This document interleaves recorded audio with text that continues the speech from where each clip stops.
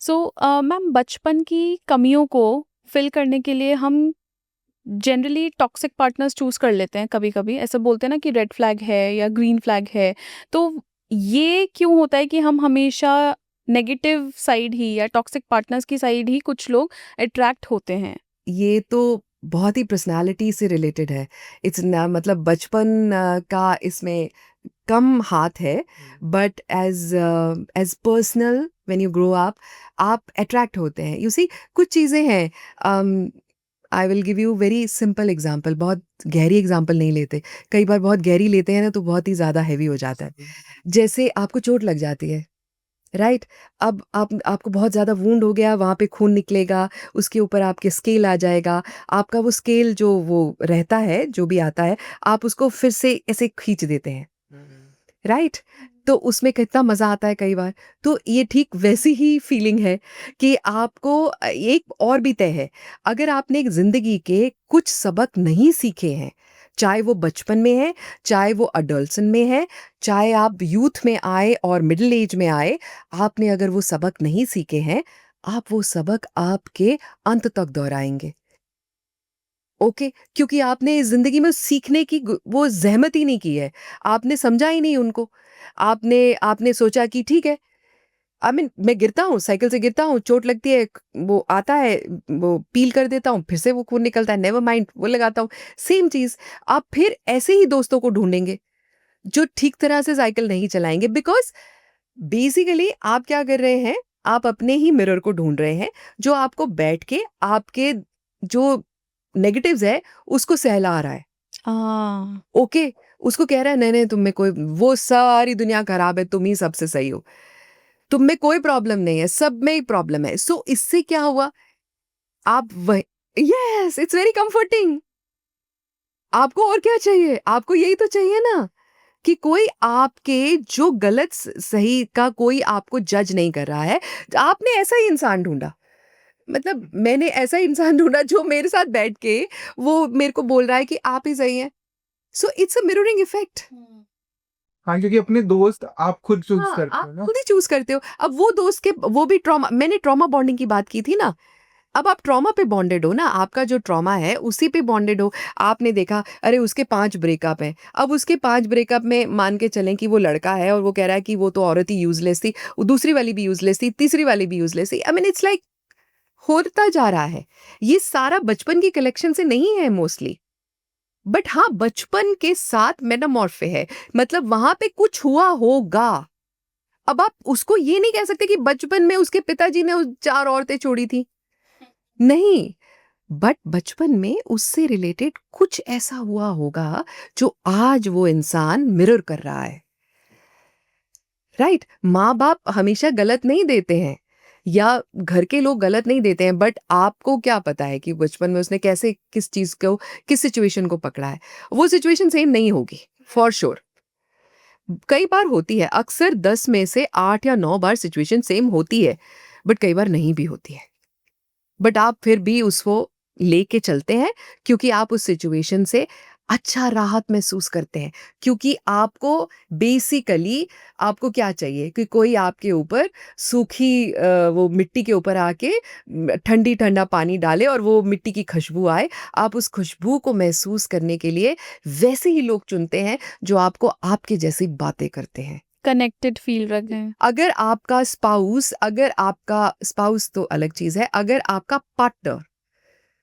Partner, चाहे वो business partner है, चाहे वो आपका प्ले पार्टनर है, चाहे वो आपका लेट्स से रोमांटिक पार्टनर है, अगर आप ऐसा पार्टनर चुनते हैं कि पहले वाला पार्टनर भी आपको छोड़ के भाग गया था।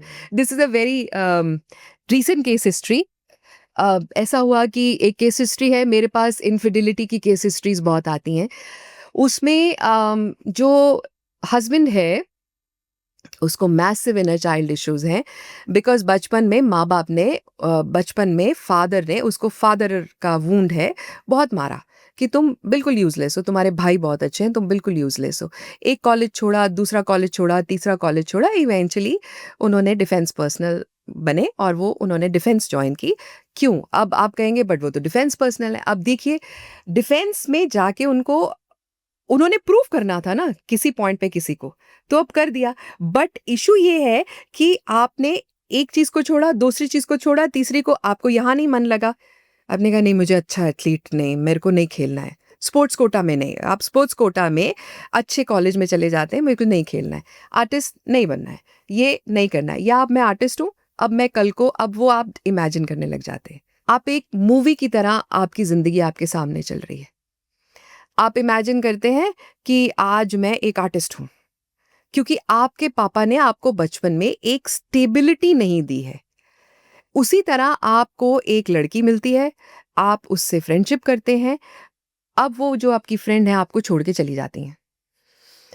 उस वक्त के लिए आपके साथ जिंदगी में एक उन्हीं फ्रेंड की बेस्ट फ्रेंड आ जाती है, आप उन बेस्ट फ्रेंड से शादी कर लेते हैं। कैटरीना और आलिया भट्ट याद आ रही है मुझे। आप उनसे शादी कर लेते हैं और अब शादी के 15 साल बाद आप कहते हैं ये तो शादी गलत थी। क्यों? क्योंकि मैंने तो उस वक्त मैं किसी और से अटैच था, ये उनकी दोस्त थी और मैंने इनसे शादी कर ली। शादी के 2 साल बाद आपका एक और लव अफेयर हो जाता है, आप पार्टनर बदलते हैं, जो आपने मुझे बोला अभी ना ब्रजी कि पार्टनर बदलते हैं। अब वो पार्टनर से आप वो बैठे, आप थेरेपिस्ट को बोल रहे हैं मैं इतना इन सिंक था, इतना ऐसे लगा कि मैं तो पिछले जन्म से जानता हूँ इस पार्टनर को। अब अगर आप स्पिरिचुअली जा रहे हैं, पिछले जन्म में जा रहे हैं, तो डेफिनेटली होगा। बट अगर आप इस वक्त की बात करें जो आपका क्वेश्चन है, अब वो पार्टनर आया, उसने आपने उसको पहले वाले के बारे में बताया, वहां राहत मिली, आपने उसी की फ्रेंड से शादी की, उसने आपको राहत दी, तो आपने शादी कर ली। सेफ स्पेस की बात है ना, बचपन में बाप ने आपको नई सेफ स्पेस दी, फिर आपने देखा कि 2-4 साल 5 के बाद आप बोर हो गए अपनी वाइफ से, अब एक और इंसान आया, उसने आपको पहले 2 के बारे में बात की, आपने उससे शादी कर ली, फिर अब आपने तीसरे से, नाउ आप फिर वहीं पे आ गए 15 साल बाद, मुझे मेरी वाइफ से नहीं रहना है क्योंकि मुझे अब कोई और मिला है, ये मुझे पूरी तरह से कंप्लीट कर रहा है। हम्म। आपने स्पोर्ट्स में जाके स्पोर्ट्स कोटा से आपने जेवियर्स में एडमिशन ली, नॉर्मल स्कूल में नहीं ली, इसका मतलब पेरेंट बहुत अच्छे घर का होगा, जेवियर्स में ली, राइट? आप जेवियर्स में गए ही नहीं, आप 6 महीने जेवियर्स में गए, आपने कहा यहाँ तो ये प्रोविजन नहीं, ये प्रोविजन नहीं, आपने जेवियर्स छोड़ दिया, फिर आपने स्टीफेंस में ली। आप देखिए, आप कैरियर प्रोफाइल देखिए, इसका मतलब आप इंटेलिजेंट थे, आपने स्टीफेंस छोड़ दिया क्योंकि आपको स्टीफेंस में जाने में मुश्किल आ रही थी। स्टीफेंस के बाद आप कोटा चले गए, आपने कोटा जाके पढ़ाई की और फिर आप इंडियन आर्मी में चले गए।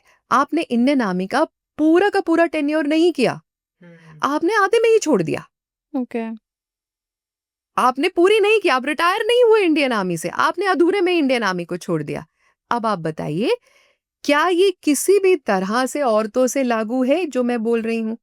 नहीं, आप एक चीज से बोर होते हैं, स्टेबिलिटी इश्यूज है आपके। स्टेबिलिटी इशू है, तो अब आप इसको इनर चाइल्ड भी कह सकते हैं, इंस्टेबिलिटी भी कह सकते हैं, और एक ट्रॉमा आपने अपने आप को विक्टिमाइज कर लिया और आपको मजा आने लग गया। अब लोग आपको पूछते हैं अरे यार you were so intelligent but आपने स्टीफन क्यों छोड़ दिया? अरे इसमें तो कितना मजा आ रहा है, मैं तो स्टीफन्स में था, मैं तो आर्मी में भी था, मैं तो जेवियर्स में भी था।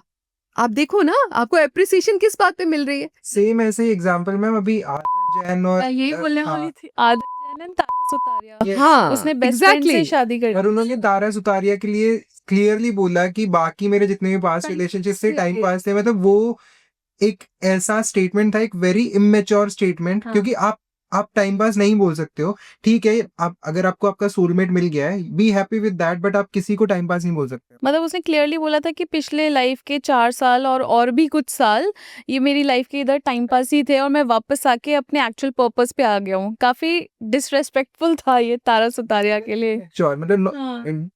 सो अगेन वही बात है ना, हर चीज में एनर्जी है, वर्ड्स में एनर्जी है, आप क्या बोल रहे हैं, कैसा बोल रहे हैं और सामने वाले को कैसा महसूस करवा रहे हैं, हर चीज में आपका इनर चाइल्ड आता ही है। बचपन में अगर आपने पूरा पर्सपेक्टिव लिया है, आपने पूरी चीजों को गौर से देखा है, जिंदगी भरपूर जी है, आपने हर तरह से स्टेबल लाइफ जी है, माइनर इश्यूज में इनर चाइल्ड नहीं आता है, बट मेजर इश्यूज में आता है, आपके मेजर डिसीजन मेकिंग में आता है, तो आपको ये पता चल जाता है कि यहाँ पे आपके अंदर कमी है। एक हॉलीवुड की काफी इंटरेस्टिंग मूवी है 50 shades of grey. I think almost हमारे जितने भी व्यूअर्स हैं सभी ने देखी होगी। तो उसमें जो मेल एक्टर है, तो उसका कुछ बहुत डिफरेंट एक्सट्रीम फैंटेसीज हैं, बीडीएसएम एंड व्हाट नॉट, ठीक है।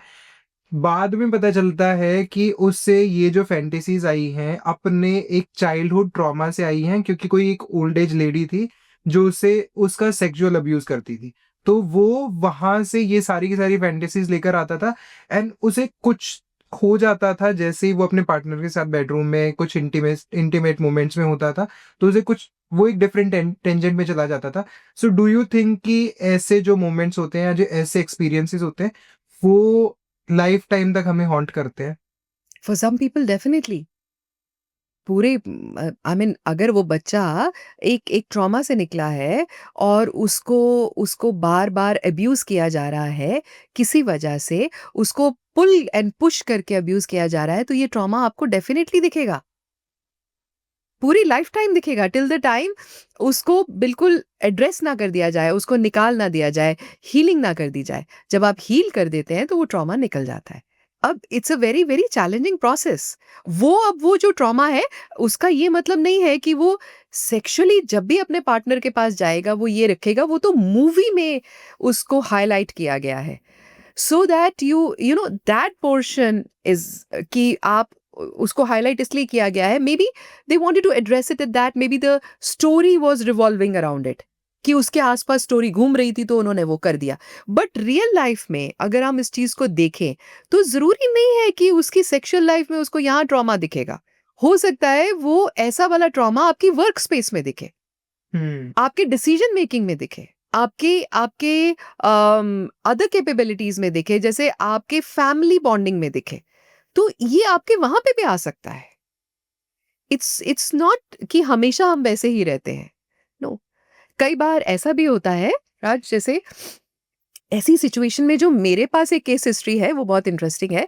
वो ये है कि मेरे क्लाइंट के साथ सेम सिचुएशन थी, but he was very good as a stand up comedian, he was a stand up artist.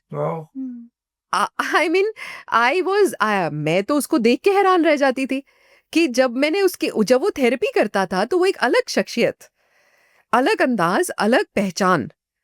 और अब I can't name him on this thing, but जब वो अलग से बैठा होता था, तो जब वो मेरे पास बैठा है तो वो अंदर से मेरे को बताता था कि मुझे कितनी घबराहट होती है क्योंकि मेरे को इतना ट्रॉमा मिला है। अब धीरे धीरे करके उसने अपने आप को वहां से हटा के अपने आप को एक ऐसी जगह पे खड़ा किया जहां हंसना, लोगों को खुश देखना, लोगों की अंदर तक टच करना, ये सीखना शुरू किया, अपने आप को शाइन कराया। इनिशियली तो बहुत ही नॉर्मल था, आज ही इज अ वेरी कोई फेमस है? आई थिंक वो जो एक कहावत है ना कि ऊपर से जो जो ज्यादा हंसता है अंदर से सबसे ज्यादा दुखी भाई। वही। सो द पॉइंट इज कि ये एक चीज नहीं है, एक आई मीन मैं ये सिर्फ बताना चाहती हूँ कि लोग अंदर से, आप जितना मर्जी कह लो, अंदर से कितने दुखी हैं वो आप दिखेगा नहीं। ये तो मूवी को हाइप करने के लिए किया गया है, ट्रू। क्योंकि आप अगर साइकिक इमोशंस दिखाओगे तभी तो लोग अट्रैक्ट होंगे ना। वहां पे बैठ के इनर चाइल्ड पे थोड़ी बात करेगा। आजकल हर सेकंड इंसान ये कहेगा कि इनर चाइल्ड हर जगह पे थोड़ी आ जाता है। साइकोलॉजिस्ट बोलेंगे कि फिर तो हम तो बिल्कुल फेल है, साइकोलॉजी तो फेल है ना। So that's what I am saying, inner child is definitely एक हिस्सा है उसका। Rest is psychology, rest is आपकी मेंटल वेलनेस, रेस्ट इज आप उसको कैसे देखते हैं। फिर अदर स्ट्रैटेजीज भी मैटर करती हैं, स्टार सिचुएशन भी मैटर करती है।